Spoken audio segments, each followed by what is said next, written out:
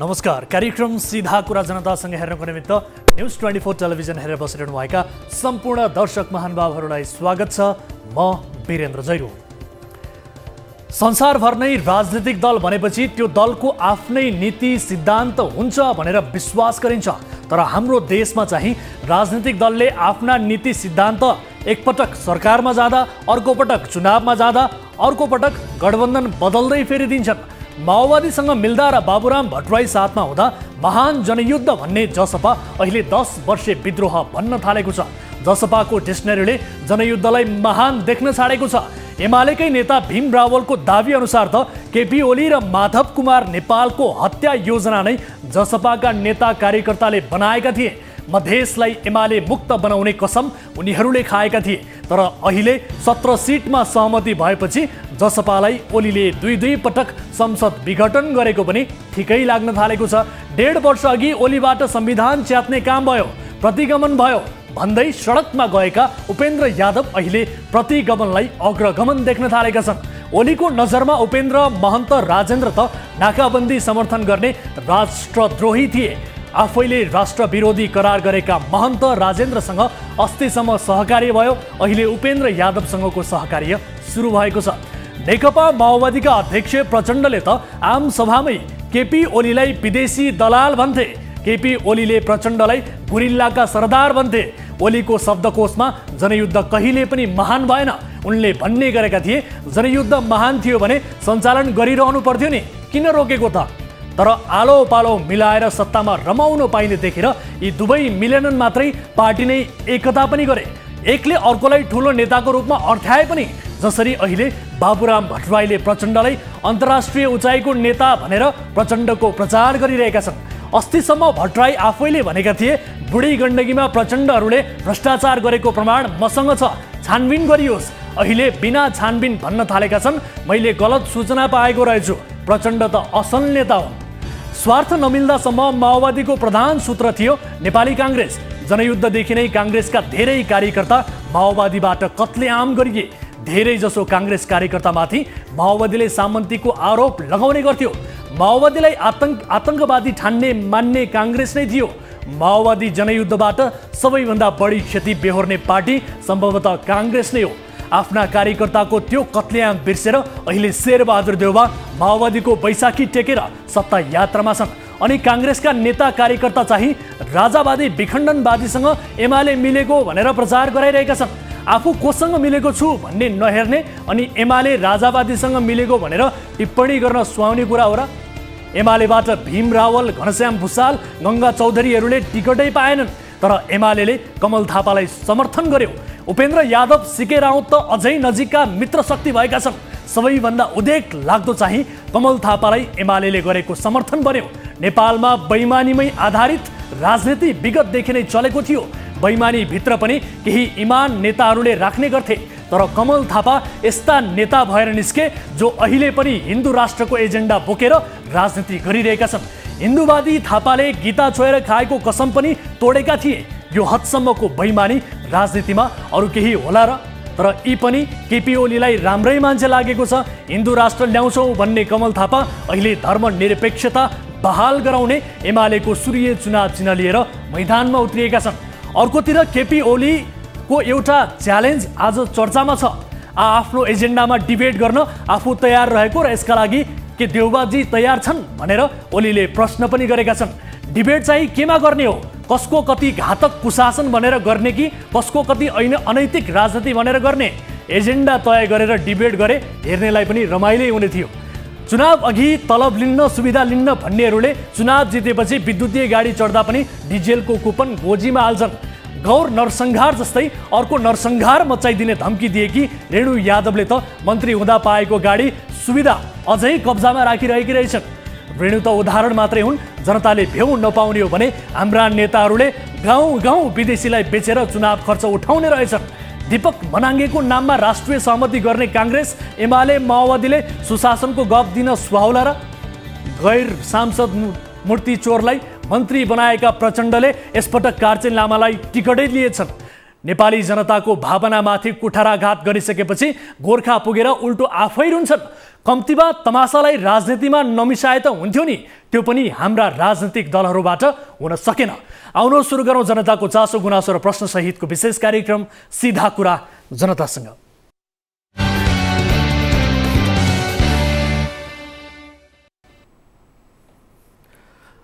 स्वागत छ दर्शक महानुभावहरू, कार्यक्रम सीधा कुरा जनतासँगको नयाँ श्रृङ्खलामा आज पनि उपस्थित भइसकेका छौँ। न्युज 24 टेलिभिजनबाट प्रत्यक्ष रूपमा प्रसारित भइरहेका छौँ। आम नागरिकको चासोसँग जोडिने विषयहरूलाई कार्यक्रममा समावेश गर्दै ती विषयको जवाबदेहिता खोजिने यस कार्यक्रममा आज हामी वीर अस्पतालको चरम लापरवाहीबारे एक विशेष खुलासा गर्दैछौँ। ट्रान्सप्लान्ट गर्ने भन्दै एक व्यक्तिको मृगौला निकालियो, तर निकालिसकेपछि अस्पतालले त्यो किडनी काम गर्दैन भन्यो। यसो किन भयो त?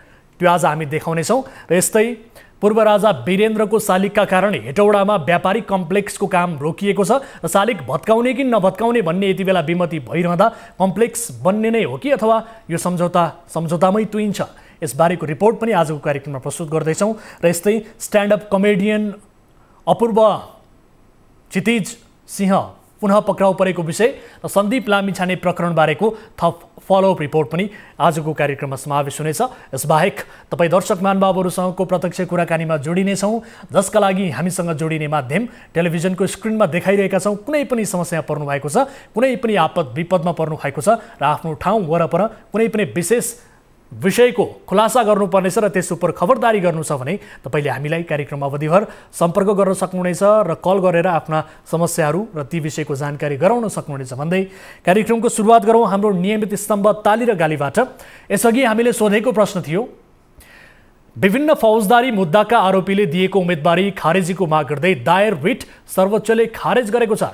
यस्ता आरोपीलाई निर्वाचनमा उम्मेदवार हुन दिने गरी ऐन कानुन बनाइनु नै लोकतन्त्रको सुन्दरता हो भन्नेले तालीमा र होइन भन्नेले गालीमा भोट गर्नुपर्ने थियो।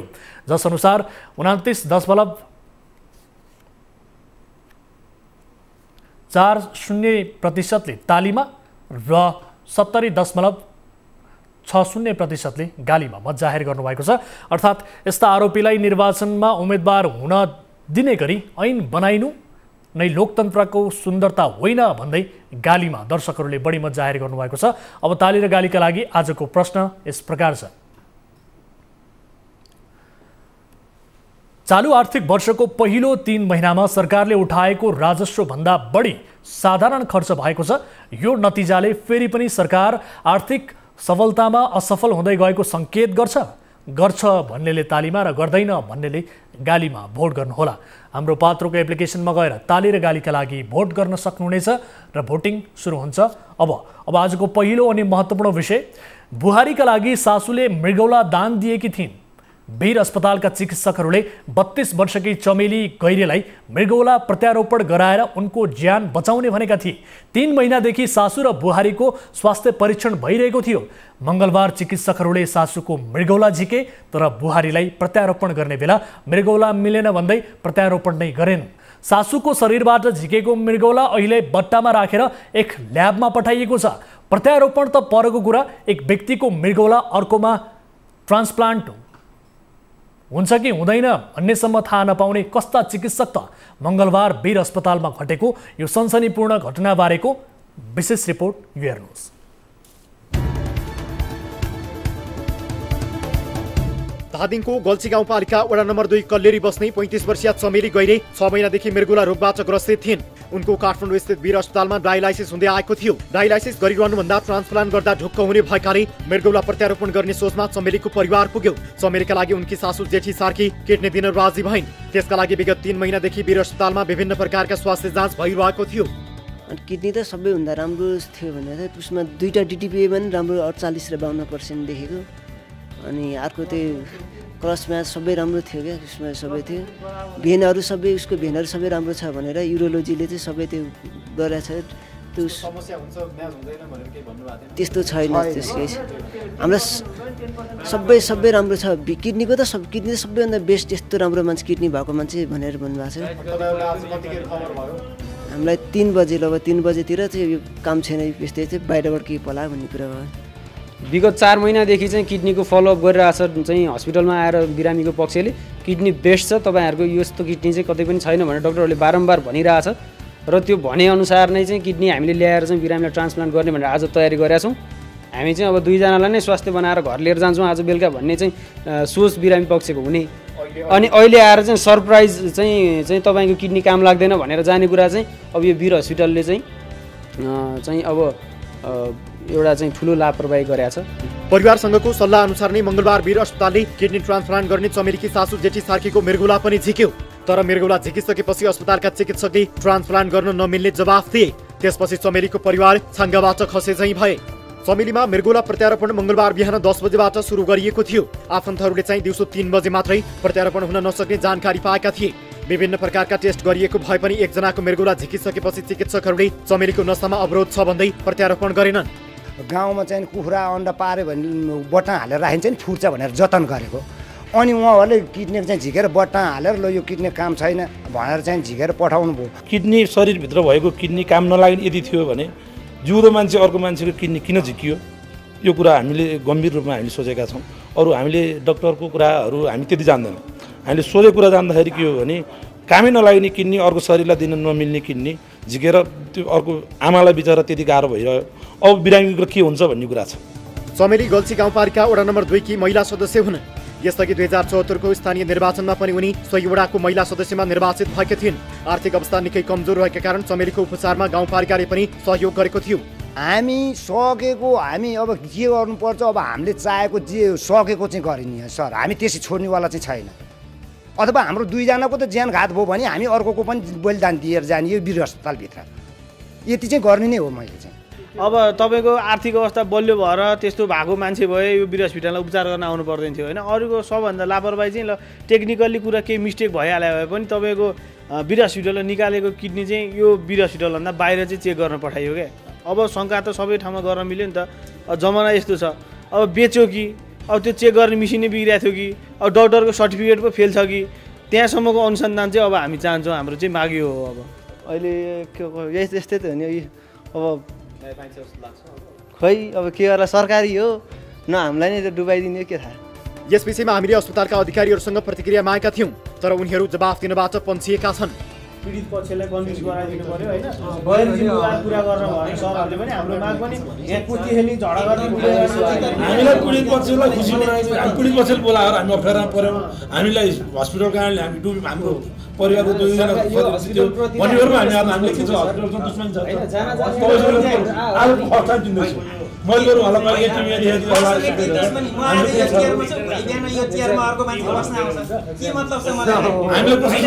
मैले सबै जिम्मा लिएर आएको छु र यो 133 वर्षदेखि चलेको छ। म कति 33 महिना पनि भएको छैन मलाई।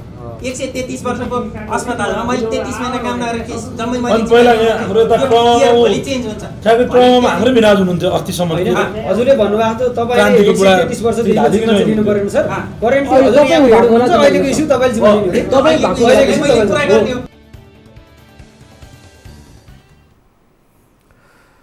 दर्शक महानुभावहरू, यस विषयमा कुराकानी गर्नका लागि हामीसँग टेलिफोन सम्पर्कमा हामीले जोड्ने प्रयास गरेका थियौँ वीर अस्पतालका निर्देशक डाक्टर भूपेन्द्र बहादुर बस्नेतलाई। उहाँसँग हामीले समय पनि लिएका थियौँ। ठिक छ, हामी लाइभ कार्यक्रममा बोलाउँला, समय दिन्छु भनेर भन्नुभएको थियो, तर अहिले उहाँले फोन उठाइरहनु भएको छैन। यति बेला यो परिवार निकै सङ्कटमा परेको छ। किडनी झिकियो, ट्रान्सप्लान्ट हुन्छ भनेर भनियो। 4 महिनादेखि लामो एउटा फलोअपमा पनि थिए। विभिन्न किसिमका सिटी स्क्यानदेखि लिएर अन्य प्रक्रुटमेन्ट प्रोसेस पनि सबै कुराहरू पुरा गर्यो अस्पतालले। तर किडनी झिकिसकेपछि त्यो किडनी मिलेन भनेपछि यति बेला यो परिवार छाँगाबाट खसेको छ। बिरामी 1 जना थियो, तर अब अस्पतालले 2 जनालाई बिरामी बनाएको छ। यो अत्यन्त गम्भीर विषय हो र यसबारेमा हामीले निर्देशकलाई फोन गर्ने प्रयास गरेका थियौँ। उहाँले फोन उठाउनु भएको छैन। खैर, उहाँ नजोडिएपछि हामीले बिरामीका आफन्त कमल सिलवाललाई टेलिफोन सम्पर्कमा जोडेका थियौँ, किनभने त्यहाँ छलफल हुने भनेर भनिएको थियो। के भयो यसको पछिल्लो अपडेट लिन्छौँ। कमलजी, यहाँलाई स्वागत छ कार्यक्रम सीधा कुरा जनतासँगमा। धन्यवाद। हजुर, अब यो अत्यन्त गम्भीर विषय हामीले रिपोर्ट मार्फत पनि देखायौँ, यहाँहरूको भनाइ पनि हामीले प्रस्तुत गरेका छौँ। अस्पतालका निर्देशकलाई बारम्बार फोन गऱ्यौँ, तर उहाँले फोन उठाउनु भएको छैन। यति बेला के भइरहेको छ, पछिल्लो अपडेट के छ, अस्पताल प्रशासनले के भनेको छ, यहाँहरूलाई यसबारे जानकारी गराउनुहोस् त। हामी यही विषयमा छलफल गर्दैछौँ। अपरेसन गर्ने डक्टरको टिम पनि आउँदै हुन्छ। हजुर, उहाँले के भनिदिनुहुन्छ भने यो अपवादमा यो भएको हो, यो हामी झन्डै मान्छे एउटा अपरेसन सफल भइसकेको थियो, तर योमा के भयो भन्ने कुरा हामीले अझै जाँच गर्दैछौँ। हजुर, के भएर यो भयो भन्न हामीले अझै सकिरहेको छैनौँ, हामी जाँच गर्दैछौँ भनेर उहाँहरूले भन्दै हुनुहुन्छ। कमलजी, तपाईँहरूले अस्पतालले लापरवाही गर्यो भनेर भनिरहनु भएको छ, आरोप लगाउनु भएको छ। तपाईँ लगायत अन्य आफन्तहरूको भनाइ पनि हामीले जस्ताको त्यस्तै दर्शकहरूलाई देखाइसकेका छौँ। के कारणले के कुरामा लापरवाही भयो तपाईँहरूलाई ठ्याक भनिदिनुहोस् न, केही थाहा छ त्यस्तो के लापरवाही भयो? किनभने लामो समयदेखि त फलोअपमै थिए, अन्तिम समयसम्म पनि हुन्छ म्याच गर्छ, यति राम्रो किडनी यो उमेरमा एउटा वृद्ध मान्छेको हुनै सक्दैन भनेर डक्टरहरूले पनि भनिरहेको अवस्थामा लास्टमा चाहिँ के मिलेन छ? पक्कै पनि अब प्राविधिक हिसाबले एक किसिमको चाहिँ कुरा बाहिर आइसकेपछि डक्टरहरूले एउटा चाहिँ कुराहरू निकाल्नु भएको थियो। तर सरासर हामीले भन्दाखेरि के भन्छौँ भने यो डक्टरहरूको चरम लापरवाही हो। किनभने सिटी स्क्यान एउटा मात्रै होइन, तीनवटा सिटी स्क्यान गरेर बिरामीको चाहिँ एउटा मृगलले 48% काम गरेको छ, एउटा मृगलले 52% काम गरेको छ भनेर डक्टरहरूले त्यसरी एउटा रिपोर्ट निकाल्नु भएको छ। र यो एकदम राम्रो म्याच छ चाहिँ किडनी ट्रान्सप्लान्ट गर्नलाई भने डक्टरहरूले अघिल्लो दिनसम्म भनिरहने र त्यही दिन बेलुका चाहिँ तपाईँको चाहिँ मृगौला झिकिसके पश्चात यो मृगौला चाहिँ मा प्रब्लम आयो भन्ने कुरा चाहिँ हामीले चाहिँ पत्याउन सक्ने कुरा होइन। यो डक्टरले मात्रै होइन, यो सामान्य मान्छेले पनि पत्याउन नसक्ने कुरा छ। त्यो हिसाबले यो सरासर चाहिँ हस्पिटलको हेरचेक्राइ हो भन्ने कुरा हाम्रो ठम्याइ हो। हजुर, अब यसमा हस्पिटलले कस्तो किसिमको न्याय दिन्छ भन्ने कुरा मात्रै चाहिँ बाँकी रह्यो। अब त्यही किडनी चाहिँ हामीले फेरि त्यसलाई चाहिँ अब त्यो बायोप्सीको लागि चाहिँ अन्य हस्पिटलमा पठाइएको छ, वीर हस्पिटलबाट नहुने भएको कारणले त्यो बायोप्सीको रिपोर्ट जस्तोसुकै आए पनि त्यो चाहिँ किडनी पुनः फेरि ट्रान्सप्लान्ट गरेर बिरामीलाई हाल्न सक्ने सम्भावना छैन। एउटा किडनी ड्यामेज भइसकेको छ। अब यसको न्याय हस्पिटलले कसरी दिन्छ? र अब हाम्रो कुरो चाहिँ कस्तो पनि छ भने अब यो वीर हस्पिटल सरकारी हस्पिटलले चाहिँ समग्र राज्यको चाहिँ एउटा चाहिँ जनताप्रति चाहिँ एउटा हस्पिटल सेक्टरमा चाहिँ दिएको एउटा कन्ट्रिब्युसनको चाहिँ प्रतिनिधित्व गर्ने हस्पिटल हो। यस्तो लापरवाही चाहिँ आज मात्रै होइन, योभन्दा अगाडि पनि धेरै भइसकेको छ होइन। त्यो कारणले गर्दाखेरि यस्ता लापरवाहीहरू अब हामीले चाहिँ खबरदारी नगर्ने हो भने यस्ता लापरवाहीहरू अझै बढेर जान्छन्। यस्ता लापरवाहीहरू नदोहोरियोस् भन्ने कुरा एउटा छ। र अर्को कुरो चाहिँ एउटा सामान्य र सरकारी हस्पिटलमा अहिले उपचार गर्न आउने भनेको जनताप्रतिको ट्रस्ट घटिसकेको छ। गरिब परिवारको मान्छेहरू नसक्ने मान्छेहरू मात्रै आउने हो। एउटा नसक्ने मान्छेको चाहिँ एउटा चाहिँ तपाईँको चाहिँ एउटा बिरामी अलरेडी छँदै थियो, फेरि अर्को मान्छे बिरामी थपिँदाखेरि हस्पिटलले कस्तो किसिमको चाहिँ अभिभावकत्व निर्वाह गर्छ? हस्पिटल मात्रै होइन, यो त सरकारले कस्तो किसिमको अभिभावकत्व निर्वाह गर्छ भन्ने प्रश्न छ हाम्रो। हजुर, यसको लागि डाक्टर साहबहरूसँग हामी बसिरहेको छौँ। उहाँहरूले कस्तो चाहिँ एउटा सुझाव दिनुहुन्छ, अब त्यसपछि हामी तपाईँहरूलाई फेरि अपडेट गराउँछौँ। अब अस्पतालमा उपचार गर्न लगिएको, किडनी ट्रान्सप्लान्ट गर्न लगिएको, तर एकजना बिरामी छँदा अहिले त अब परिवार दुईजना बिरामी भए, परिवारका अन्य मान्छेहरूको अवस्था के छ, के भन्छन् उनीहरू यसबारे? परिवारका अन्य मान्छेहरू त अब चाहिँ चिन्तित छन्। अब एक किसिमले भन्नुपर्दाखेरि तपाईँको चाहिँ उहाँहरू त अब के गर्ने भन्ने खालको सोच्न सक्नु भएको छैन। चाहिँ बिरामीको चाहिँ श्रीमान आफैले चाहिँ मेरो आमाको किडनी नभए मेरो किडनी मात्रै भए पनि चाहिँ दिएर चाहिँ उ गर्छु भन्ने सम्म कुरा गर्नुभएको छ उहाँले। अब त्यो भनेको मतलब के हो भने उहाँहरू एक हिसाबले होपलेसै हुनुहुन्छ, के गर्ने भन्ने छैन। उहाँहरूलाई गार्जेनसिप चाहिएको छ, त्यो कारणले हामीले गार्जेनसिप दिइरहेको छौँ। हजुर, अस्पताल प्रशासन विशेष गरी दिनभर तपाईँहरूले सङ्घर्ष गरिरहँदा, यसबारेमा अस्पतालको लापरवाही हो भनिरहँदा अस्पताल प्रशासन चाहिँ यो मान्न तयार छ कि छैन? कहीँ कतै त्यो भर्जनको जवाब लापरवाही हो भन्ने कुरामा अस्पताल प्रशासन मान्न तयार छैन। उहाँहरूले चाहिँ मेडिकल जस्टिफिकेसन दिइरहनु भएको छ, जुन कुरा हामी मेडिकल जस्टिफिकेसनमा हामी जाँदैनौँ। यदि बिरामीले कुनै हिजो तपाईँको ट्रान्सप्लान्ट गर्नुभन्दा अगाडि केही पर्सेन्ट तपाईँको किडनीमा समस्या हुनसक्छ, चाहिँ तपाईँको ट्रान्सप्लान्ट गरिसके चाहिँ किडनी झिकिसके पश्चात चाहिँ ट्रान्सप्लान्ट गर्न नमिल्ने पनि हुनसक्छ भनेर एक किसिमको सिम्पटम दिए भएदेखि अब वीर अस्पतालले आफ्नो गल्ती स्वीकार गरेन भने कमलजी तपाईँहरू चाहिँ के गर्ने योजनामा हुनुहुन्छ, के गर्नुहुन्छ तपाईँहरू? अब यस्तो छ, वीर अस्पताल भनेको चाहिँ हाम्रो पनि एउटा सम्पत्ति हो, राज्यको एउटा सम्पत्ति हो। सारा जनताले एउटा सेवा लिने चाहिँ एउटा संस्था हो। हस्पिटल प्रशासनमा चाहिँ हस्पिटल चल्ने खालको कुरामा अन्य चाहिँ जनताहरूले सेवा लिने कुरामा हामीले चाहिँ दखल पुर्याउने काम केही पनि गर्दैनौँ। किनभने हामी पनि यो चाहिँ राष्ट्रको एउटा जिम्मेवार नागरिक हौँ। तर पीडितले न्याय पाउनको लागि कानुनी हिसाबको चाहिँ हदैसम्मको चाहिँ प्रोसेसहरू हामी अगाडि बढाउँछौँ। हस्, यो समय र जानकारीका लागि धन्यवाद। तपाईँहरू छलफलमै हुनुहुन्छ, यसैले हामी गम्भीरताका साथ फलो पीडितको गर्छौँ। कुराहरू चाहिँ तपाईँहरूले निष्पक्ष रूपमा मिडिया मार्फत बाहिर ल्याइदिनु भएकोमा न्युज 24 धेरै धेरै धन्यवाद। धन्यवाद सर। अब बाँकी कुराहरू केही रह्यो भने तपाईँहरूलाई हामी फेरि अपडेट गर्छौँ। हस्, हामी पक्कै पनि फलोअप गर्नेछौँ। अहिलेका लागि छुट्टिन्छौँ। दर्शक महानुभावहरू, हामीले अस्पतालका निर्देशक डाक्टर भूपेन्द्र बहादुर बस्नेतसँग टेलिफोन सम्पर्क गर्ने कोसिस गरेका थियौँ। अहिले पनि उहाँलाई निरन्तर रूपमा हाम्रो टिमले फोन गरिरहेको छ, तर उहाँले फोन उठाउनु भएको छैन। यद्यपि त्यहाँ छलफलमा रहनु भएको भन्ने किसिमको जानकारी पनि प्राप्त भएको छ। र यो केसमा चाहिँ के हुन्छ भन्ने विषयमा हामीले अन्य चिकित्सकहरूलाई पनि यसो बुझ्ने प्रयास गरेका थियौँ। उहाँहरूले बताएअनुसार यस्तो अपवादमा हुन सक्दछ भन्ने किसिमको कुराहरू गर्नुभएको छ। तर जे जस्तो हो, यदि टेक्निकल्ली इरर भएको हो, प्राविधिक रूपमा केही मिस्टेक भएको हो, अथवा यो हुनसक्ने कुरा हो भन्ने विषयमा अस्पताल प्रशासनले क्लियरली परिवारका मान्छेहरूलाई बुझ्ने गरी भन्न जरुरी हुन्छ। जवाबदेहिता दिनुपर्छ, किनभने धेरै चिकित्सकीय कुराहरू आम सर्वसाधारणहरूलाई जानकारी हुँदैन। त्यसकारण यसबारेमा क्लियर पार्न अत्यन्त जरुरी छ। यदि भएकै हो, यो भवितव्य रूपमा भएको हो कि अथवा यो प्राविधिक रूपमा भएको हो कि के भएको भन्ने बारेमा परिवारले जानकारी पायो भने एउटा ढुक्क हुने स्थिति रहन्थ्यो। अब दुई-दुईजना बिरामी परेका छन्, तिनीहरूको स्वास्थ्य अवस्था के हुन्छ? किनभने 14-15 लाख रुपियाँ यो परिवारले किडनी ट्रान्सप्लान्टका लागि खर्च गरिसकेको जानकारी प्राप्त भएको छ। यो अवस्थामा यो परिवार निकै विक्षिप्त बनेको छ यति बेला, र जस्ताको त्यस्तै हामीले उनीहरूको भनाइ रिपोर्ट मार्फत दर्शकहरूलाई देखाएका छौँ। अत्यन्त संवेदनशील विषय हो। वीर अस्पताल आफैमा एउटा नाम चलेको अस्पताल, मुलुककै जेठो अस्पताल भनेर भनिन्छ। तर पटक पटक यस किसिमका लापरवाहीका घटनाहरू यो अस्पतालबाट आउने गरेको छ। पर्टिकुलरली यो विषयलाई हामी गम्भीरताका साथ फलोअप गर्नेछौँ र के भएको रहेछ भन्ने विषयमा दर्शकहरूलाई जस्ताको त्यस्तै देखाउनेछौँ भन्दै अर्को विषयतर्फ यहाँहरूको ध्यानाकर्षण म यति बेला गराउन चाहन्छु। हेटौडा उपमहानगरपालिकाले 3 वर्षे योजनाका रूपमा व्यापारिक कम्प्लेक्स निर्माण गर्ने सम्झौता गत वर्ष नै गरेको थियो। ती वर्षमा सम्पन्न हुनुपर्ने योजना 1 वर्ष पुरा हुँदा कम्तीमा 30% काम सम्पन्न हुनुपर्ने थियो। तर पुरा 1 वर्ष सकियो, काम सुरु भएको छैन। सभागृह भत्काएर त्यहाँ व्यापारिक कम्प्लेक्स बनाउने सम्झौता भइसकेको छ। सभागृह अगाडिको राजा वीरेन्द्रको शालिग के गर्ने भन्ने विषयमा सहमति हुन नसक्दा काम रोकिएको भन्ने पनि एकाथरीको बुझाइ छ। व्यापारिक कम्प्लेक्स निर्माणको काम यति धेरै सुस्त किन बन्यो त? हेटौडाबाट टिभी जर्नलिस्ट सुनिता बिष्टले पठाएको यो रिपोर्ट हेर्नुहोस्।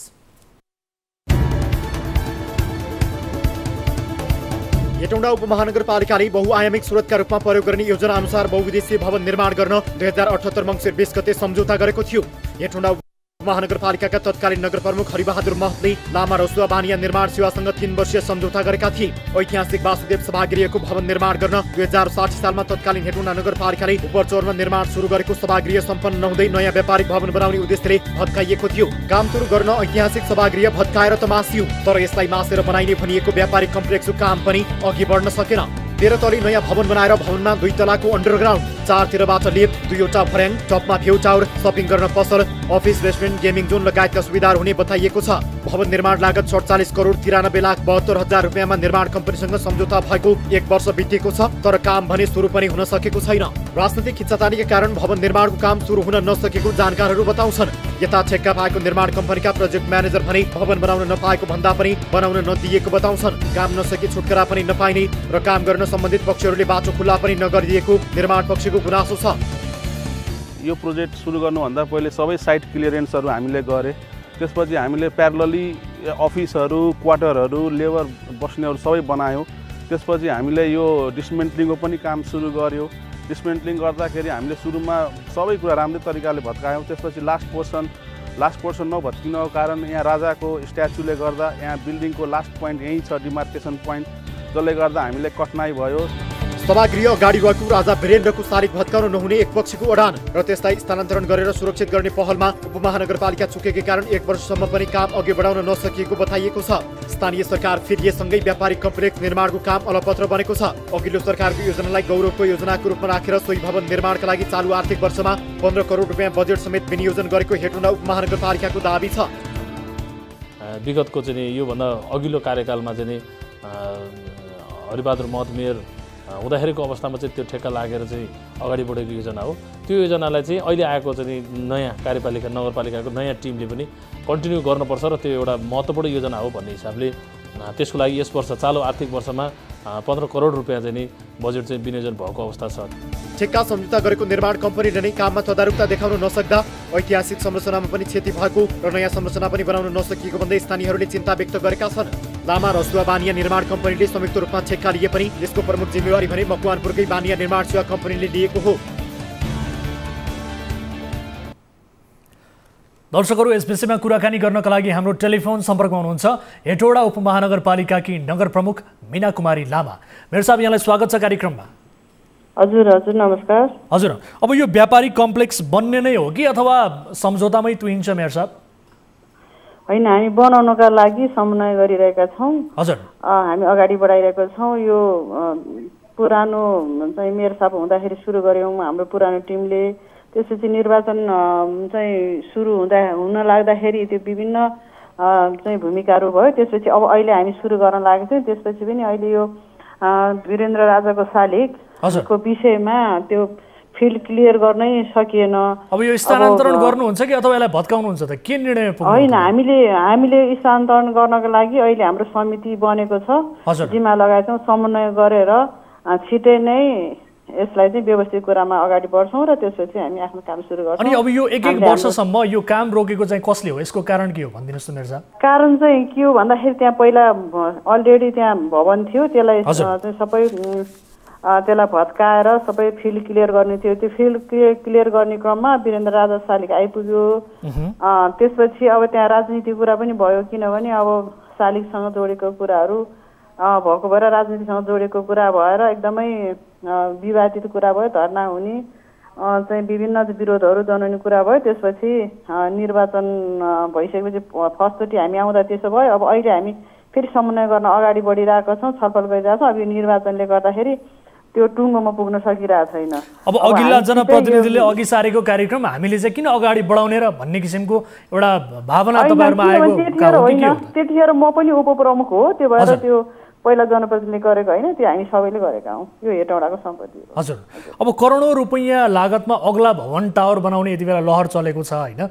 उपमहानगरको यो लगानी कति समयमा उठ्ला? भवनले उपमहानगरलाई व्यापारिक लाभ दिन्छ कि दिँदैन भन्ने किसिमको प्रश्न पनि छ, के भन्नुहुन्छ?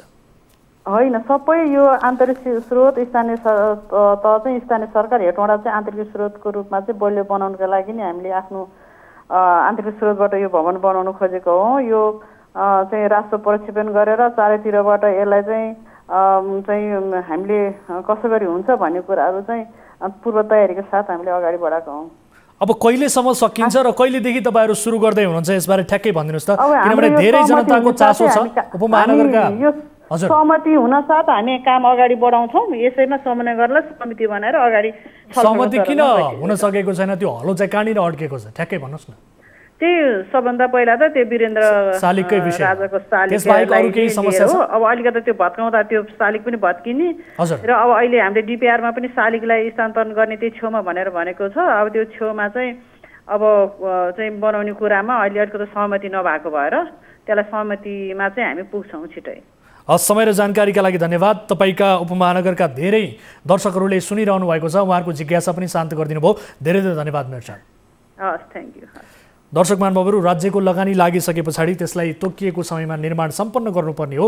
तर यो मात्र होइन, देशका अन्य विभिन्न संरचनाको कुरा गर्ने हो भने तोकिएको समयमा कुनै पनि काम भएको भनेर सुखद समाचार दर्शकहरूलाई सुनाउन पायो भने बडो खुसी लाग्छ। तर त्यो खुसी लाग्ने अवस्था यहाँनिर अहिलेसम्म आएको छैन।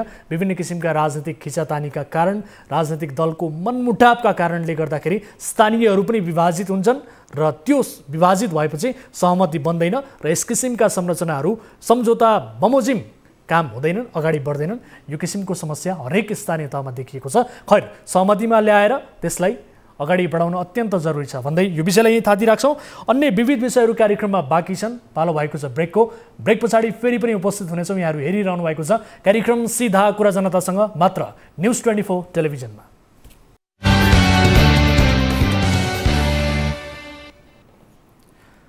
ब्रेकपछि स्वागत छ कार्यक्रम सीधा कुरा जनतासँगमा। अब अर्को विषय, क्रिकेटर सन्दीप लामिछानेमाथि जबरजस्तीकरणीको आरोप लगाउने नाबालिग माइती नेपालको संरक्षणमा छिन्। माइती नेपाल अगाडि गएर केही अभियन्ता, अभिनेता, नेताहरूले प्लेकार्ड बोकेर नाराबाजी गर्दै भने पीडित भनिएकी किशोरीले जवाफ दिनुपर्छ। माइती नेपालले संरक्षणमा राख्नुको कारण बताउनुपर्छ। बलात्कारको यस्तो विषयले त्यसै पनि पीडित समस्यामा हुन सक्छन्, मानसिक तनावमा हुन सक्छन्। यो पक्षलाई नजरअन्दाज गर्दै नाराबाजी गर्न मिल्छ। मामिला निकै संवेदनशील छ, तर महिला आयोगले समेत यस्ता विषयमा मुख खोल्दैन। हेरौँ यो फलोअप रिपोर्ट। नाबालिग बलात्कारको आरोपमा पक्राउ परेका क्रिकेटर सन्दीप लामिछानेलाई थप 7 दिन हिरासतमा राख्न अदालतसँग अनुमति लिने तयारी प्रहरीको छ। कानुन अनुसार प्रहरीले 24 दिनसम्म आरोपीलाई हिरासतमा राखेर अनुसन्धान गर्न पाउँछ। लामिछानेमाथि लागेको आरोपको सम्बन्धमा पनि अनुसन्धान नसकिएको भन्दै प्रहरी विरुद्ध गौशालाले अझै एक साता हिरासतमा राखेर अनुसन्धान गर्न दिन जिल्ला अदालत काठमाडौँसँग अनुमति माग्ने तयारी गरेको हो। सुरुवातमा 7 दिन हिरासतमा राख्न अनुमति लिएको प्रहरीले अनुसन्धान नसकिएको भन्दै दोस्रो पटक 5 दिन हिरासतमा राख्न अनुमति लिएको थियो। दोस्रो पटक थपिएको म्याद मङ्गलबार सकिएको छ। यो अवधिमा सरकारी वकिलको उपस्थितिमा लामिछानेको बयान लिएको छ। बयानका क्रममा सन्दीपले जाहेरवालासँग घुम्न गएको र होटेलमा सँगै बसेको स्वीकार त गरेका छन्, तर जबरजस्तीकरणको अभियोग चाहिँ अस्वीकार गरेका छन्। दोस्रो पटक म्याद थप हुँदा बखत नै लामिछानेको पक्षमा वकालत गरिरहेका कानुन व्यवसायीहरूले थपिएको म्यादपछि मुद्दा दर्ता होस् भन्ने चाहेका थिए, तर घटनामा अनुसन्धान नसकिएको बताउने प्रहरीको तेस्रो पटक म्याद थप गरेर अनुसन्धान गर्ने तयारी छ। हजुर, पहिलोपटक 7 दिनको म्याद थप हो। अदालत खोलेपछि 10 पश्चात त्यसपछि 5 दिनको थप भएको 7-5-12 दिन। अब अहिले यस सम्बन्धमा फेरि अब म्याद सकिसकेपछि पुनः एकपटक म्याद थप गर्नुपर्ने हुन्छ। भोलि शिक्षक प्रक्रिया अदालतमा लगेर सम्बन्धित काठमाडौँ जिल्ला अदालतमा लगेर मसिक गराएर म्याद थप गर्ने हुन्छ। भोलि कति दिनको म्याद थप हुन्छ त्यो समयमा सक्नलाई सबै त्यो अब डकुमेन्टेसन पनि गर्नुपर्ने हुन्छ। जुटाएको प्रमाणहरूको सम्बन्धमा, गरिएका कागजहरूको सम्बन्धमा। त्यसपछि रायसहितको प्रतिवेदन तयार हुन्छ र सरकारी उद्योग कार्यालयमा पेश गरिनेछ। 20 असोजमा पक्राउ परेका लामिछानेलाई सार्वजनिक विधाका कारण 24 असोजमा मात्र पहिलो पटक अदालत उपस्थित गराइएको थियो। मङ्गलबार सार्वजनिक विधा भएकाले प्रहरीले लामिछानेलाई बुधबार अदालत हाजिर गराउनेछ।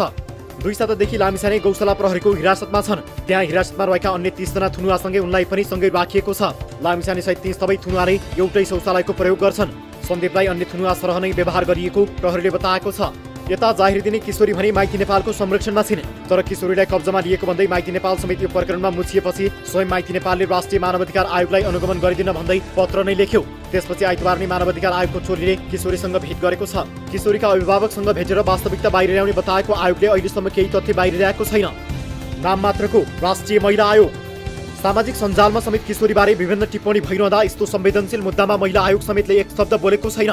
यस्तो लाग्छ यो देशको महिला आयोगलाई यस्ता विषयमा बोल्ने फुर्सद नै छैन। आयोगकी अध्यक्ष कमला कुमारी पराजुली आफै भ्रष्टाचारको आरोप खेपिरहेकी छिन्। उनीमाथि ज्येष्ठ नागरिकका लागि भवन बनाउने नाममा सरकारले जमिन र राज्यको करोडौं रुपियाँ हिनामिना गरेको आरोप छ।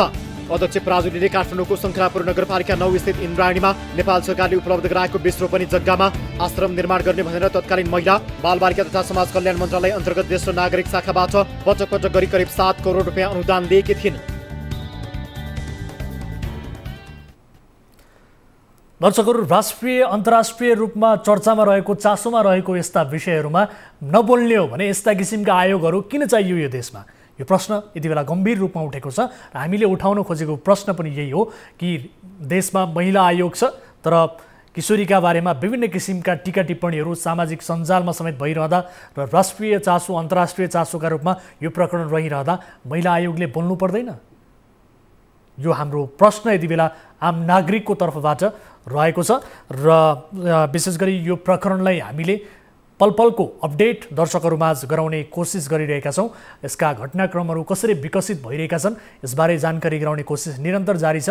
अपडेट मात्र होइन, यस प्रकरणको तथ्य चुरो कुरा के हो त्यसलाई पनि बाहिर ल्याउने अठोट हामीले कार्यक्रम मार्फत गरेका छौँ र यसलाई सोही कारण हामीले निरन्तर रूपमा फलोअप गरेका छौँ।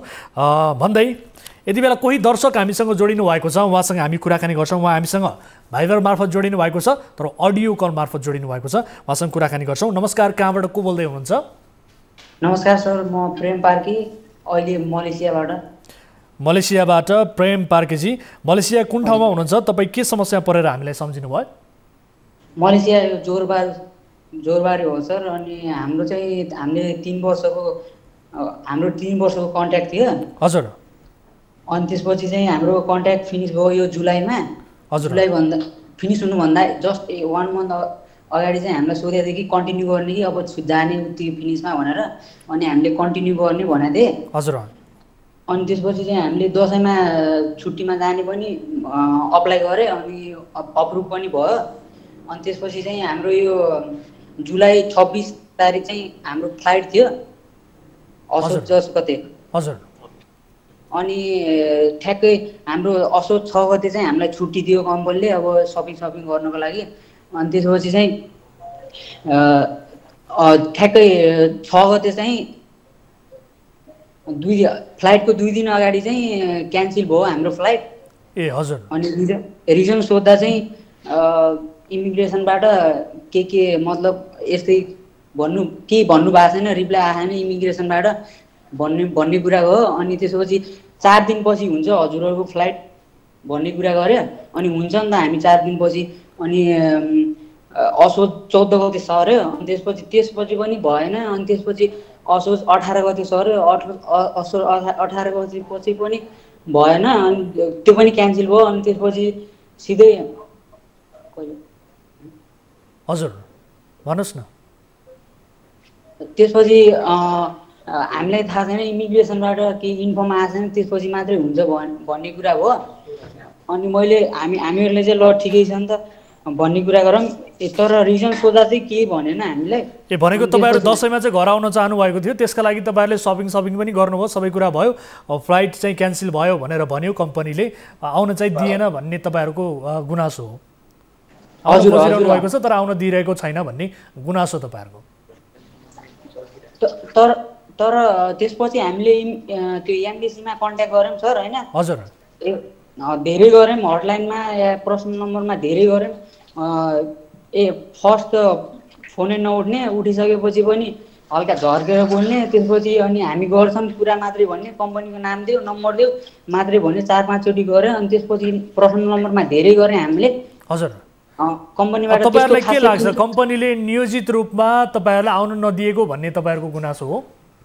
त्यसपछि चाहिँ हिजो भर्खरै बुझ्दाखेरि चाहिँ हाम्रो जो हामीले 3 वर्षको कन्ट्र्याक्ट सकिएको थियो त्यसपछि रिन्यू गर्नुपर्ने, कम्पनीले नगरेर रहेछ रिन्यू। त्यसको लागि चाहिँ इमिग्रेसनबाट स्पेसल पास चाहिने रहेछ, त्यो रिन्यू नगरेको कारणले मात्रै यो सब भएको रहेछ। ए तपाईँसँग अहिले कन्ट्र्याक्ट पनि छैन, कन्ट्र्याक्टको पेपर पनि छैन, केही पनि छैन? हजुर 3 महिना भइसक्यो भिजा रिन्यू नै भएको छैन। अब दसैँको लागि भनेको तिहार पनि आउँदैछ, त्यसपछि अहिले सोधे पनि केही रिजन नै भन्दैन, थाहा छैन हामीहरूलाई। म इमिग्रेसनमा काम गर्दैन, यो मेरो म्याटर होइन, यस्तो यस्तो भन्ने कुरा गर्छन्। ठिक छ। अब तपाईँहरू कतिजना हुनुहुन्छ? तपाईँ मात्रै हो कि अरू तपाईँसँग रहनुभएका साथीहरू पनि आउन चाहनु भएको थियो? हामी 3 जना छु सर। 3 जना? 3 जना हजुर। अनि अहिले कसरी बसिरहनु भएको छ? कहाँ बस्नु भएको छ? असोज 6 गते हाम्रो लास्ट। अहिले हामी रुममै छौँ। हजुर। रुममै बसाएको छ। असोज 6 गते हाम्रो लास्ट ड्युटी थियो। असोज 6 गतेदेखि आजसम्म सर अहिले 1 गते अलमोस्ट 1 मन्थ भइसक्यो। हस् ठिक छ। कुन मेन पावरबाट जानुभएको? मेन पावर कम्पनीको नाम भन्नुहोस् त, हामी त्यहाँ मार्फत पनि के भएको रहेछ बुझ्ने प्रयास गर्छौँ। ओमेगा इन्टरनेसनल प्राइभेट लिमिटेडबाट हो सर। हस् जोडिनु भयो, आफ्नो गुनासो राख्नुभयो, धेरै धेरै धन्यवाद। अहिलेको लागि छुट्टिन्छौँ, सुरक्षित रहनुहोला। के भएको रहेछ, किन आउन दिइएन त्यसबारे हामी बुझ्नेछौँ। यो जानकारीका लागि धन्यवाद तपाईँलाई। सर हजुर के भन्न चाहनुहुन्छ? एमबेसीमा भन्दा चाहिँ यस्तो हामीलाई यस्तो धम्की दिन्छन् या खै के हो थाहा भएन सर। हस् हामी बुझ्ने प्रयास गर्छौँ। तपाईँको समस्या हामीले प्रारम्भिक रूपमा बुझ्यौँ। धेरै धेरै धन्यवाद। दर्शक महानुभावहरू, यस किसिमका समस्याहरू विदेशबाट आइ नै रहन्छन्। यसलाई हामी समाधान गर्ने कोसिस के भएको बुझ्ने प्रयास निरन्तर रूपमा हाम्रो टिमले गरिरहेको छ र यसलाई पनि हामी सोही अनुसार निरन्तरता प्रदान गर्नेछौँ। के भएको रहेछ, किन आउन दिइएन, किन चाहिँ टिकट क्यान्सल गरियो, यो कतै नियोजित हो कि अथवा के हो भन्ने विषयमा हामी बुझ्नेछौँ भन्दै अर्को विषयतर्फ यहाँहरूको ध्यान आकर्षण गराउन चाहन्छु। नेवार जातिको परम्परालाई होच्याएको अभियोगमा पक्राउ परेका स्ट्यान्डअप कमेडियन अपूर्व क्षितिज सिंह न्यायको कठघरामा उभिँदैछन्। सिंहलाई एकपटक माफी दिएर उनी विरुद्धको अभियोग फिर्ता लिने विषयमा गहन छलफल भएर पनि यो मुद्दा अघि बढेरै छाड्यो। अभियन्ताहरू बीच फरक मत भएपछि सिंहमाथि न्यायिक सुनवाई निश्चित भएको छ। कोरोना संक्रमणका कारण हिरासत मुक्त भएका सिंहलाई प्रहरीले पुनः पक्राउ गरी अदालत उपस्थित गर्ने तयारी गरेको छ। हेरौँ यो फलोअप रिपोर्ट।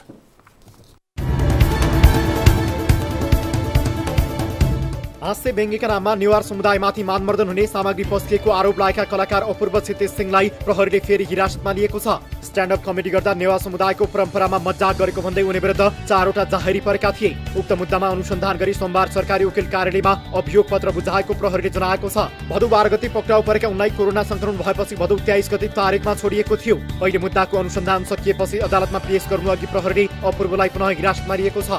उनी विरुद्ध मुलुकी अपराध संहिता 2074 परिच्छेद 10 भेदभाव तथा अन्य अपमानजन्य व्यवहार सम्बन्धी कसुरको दफा 165, सामाजिक रीति स्थितिमा खलल पार्न नहुने कसुर दफा 65, सार्वजनिक शान्ति खलल पार्न नहुने दफा 166, जातिपातिको आधारमा छुवाछुत वा अन्य भेदभावपूर्ण व्यवहार गर्न नहुने र दफा 168 अपमानजनक वा अमानवीय व्यवहार गर्न नहुने कसुरमा पनि जाहेरी परेको थियो। मंगलबार सार्वजनिक विदा परेकाले उनलाई बुधबार अदालतमा उपस्थित गराउने प्रहरीको तयारी छ।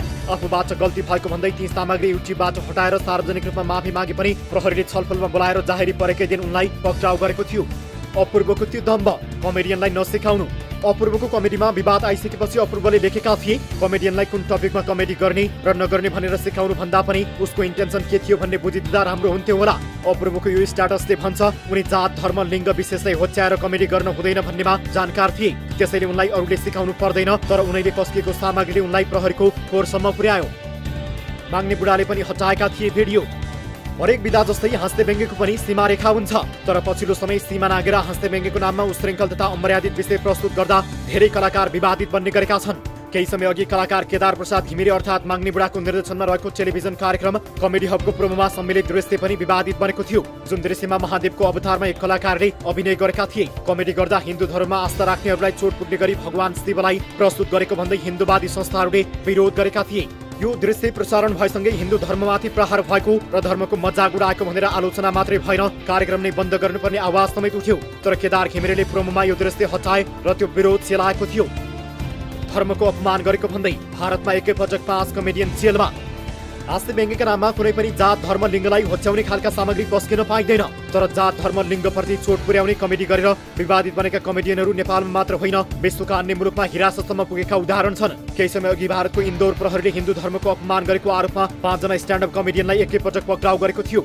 हिन्दू देवी देवताको अपमान गरेको भन्दै कमेडियन मुन्नवर फारूक सहित एडविन एन्थनी, प्रखर व्यास, प्रियम व्यास र नलिन यादवलाई पक्राउ गरिएको थियो। त्यहाँ उनीहरूमाथि सामूहिक कुटपिट समेत भएको थियो।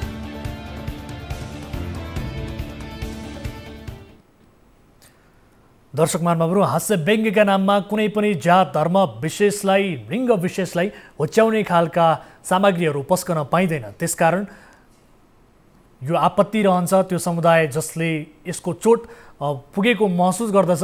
त्यसकारण यो विषयलाई हामीले कार्यक्रममा फलोअप गरेका हौँ र विशेष गरी यो रिपोर्टमा हामीले यसअघिका उदाहरण र सँगसँगै छिमेकी मुलुक भारतमा समेत स्ट्यान्डअप कमेडियनहरूले धर्मको नाममा चाहिँ गरेको पस्किएको सामग्रीका कारण जेल जानु परेको सम्मका उदाहरण प्रस्तुत गरेका छौँ। र यति बेला कोही सर्वसाधारण हामीसँग जोडिनु भएको छ, उहाँसँग कुराकानी गर्छौँ। उहाँ आफ्नो गुनासोसहित टेलिफोन सम्पर्कमा जोडिनु भएको छ।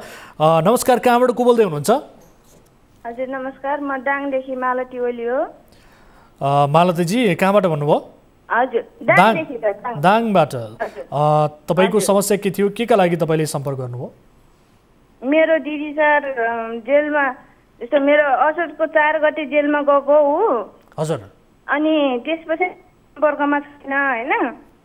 हजुर। अनि जेलमा गएको 12 दिन पछाडि उसको साथीहरूसँग सँगै भएको साथीहरूको एकजनाको हिजो फ्लाइट भइसक्यो। अनि उसँग पनि लगभग 12 दिन पछाडि उनीहरू साथीहरूसँग छुट्याइदिइसकेको रहेछ। कता बाहिर देशमा हो? कुन देशमा हो उहाँहरू जेलमा? हजुर कुवेतमा हो सर। कुवेतमा? हजुर। अनि उहाँसँगै जेल पर्नु भएको अरू साथीहरू छुटिसक्नु भयो?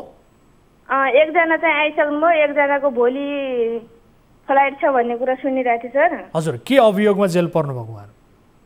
यो अब जस्तो अब उनीहरू घरमा काम गर्न गएको, घरमा गएको, अब घरमा राम्रो नभएर सायद भागेर होला। हजुर।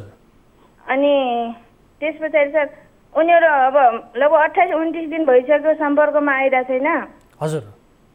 अनि जो मान्छे फर्किएका छन्, जो मान्छे जेलबाट बाहिर निस्के, ती मान्छेहरूलाई सम्पर्क गर्नु भएन? दिदीको अवस्था के छ भन्ने बारे बुझ्नु भएन? हजुर, उसलाई एकजनालाई चाहिँ सम्पर्क गरेको, उसले भन्दै थियो हामीसँग भएको 12 दिन पछाडि उसले पुलिसले भन्यो साउले लगिरहेछ भनेर, साउले आफै टिकट काटेर पठाउँछ भनेर भन्यो होइन। हजुर।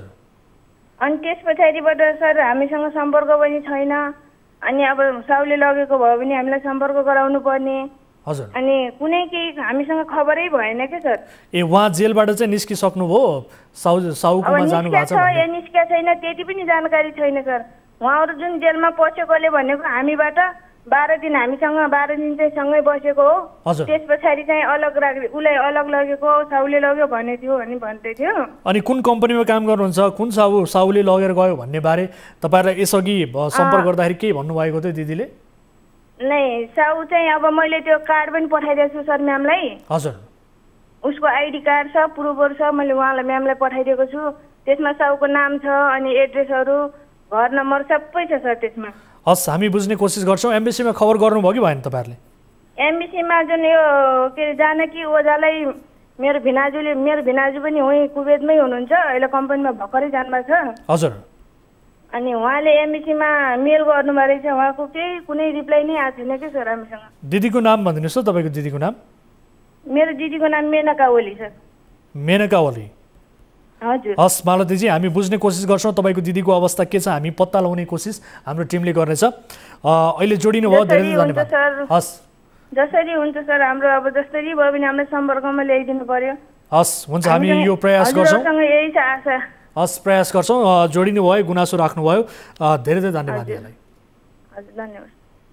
पक्कै पनि दर्शक महानुभावहरु, हामी यसरी समस्यामा परेका केही आशा गरेका व्यक्तिहरूलाई त्यस्ता आशाहरूलाई चाहिँ निराशामा परिणत हुन नदिनका लागि काम गर्छौं र उहाँको दिदीलाई भेटाउने प्रयास, सम्पर्कमा ल्याउने प्रयास हाम्रो टिमले पक्कै पनि गर्नेछ। किनभने यसअघि पनि त्यस्ता विषयहरू सम्भव भएको दृष्टान्त यस कार्यक्रमले दर्शकहरूमाझ पेश गरिसकेको छ।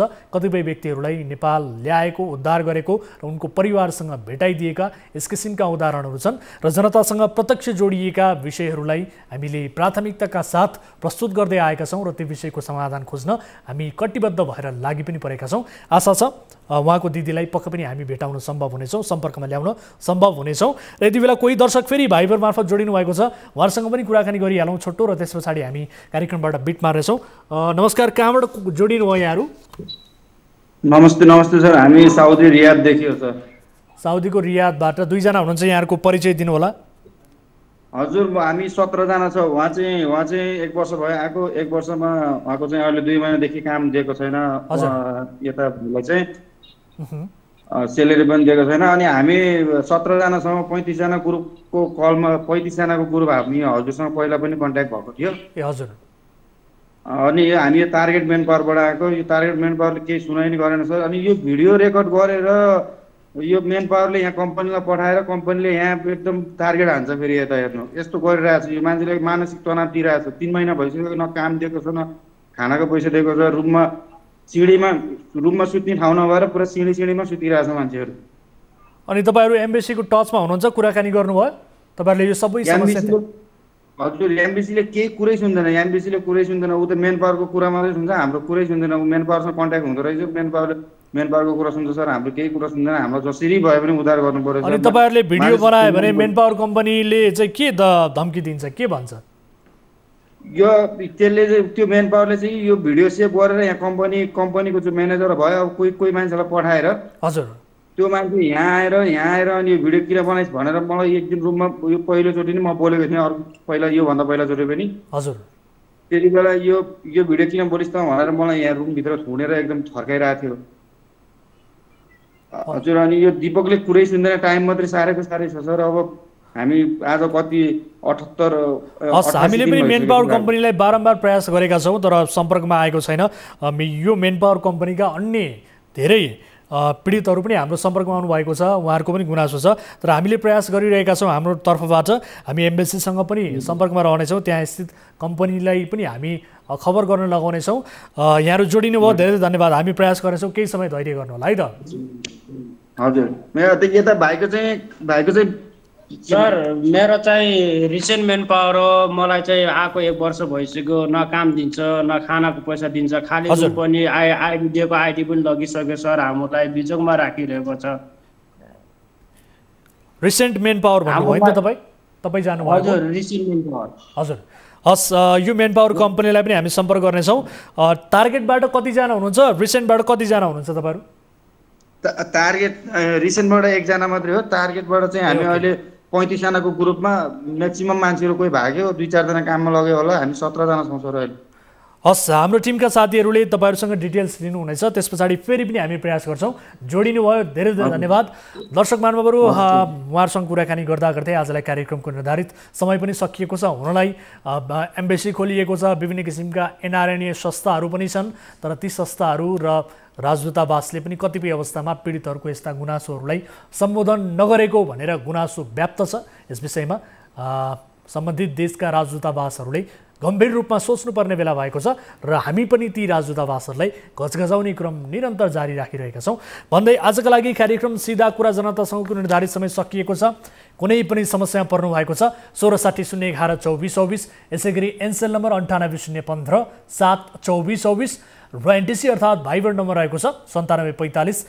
615654 मा 24 घण्टा तपाईले सम्पर्क गर्न सक्नुहुनेछ भन्दै कार्यक्रम सीधा कुरा जनतासँगबाट म वीरेन्द्र जैरू बिदा हुन्छु नमस्कार शुभरात्रि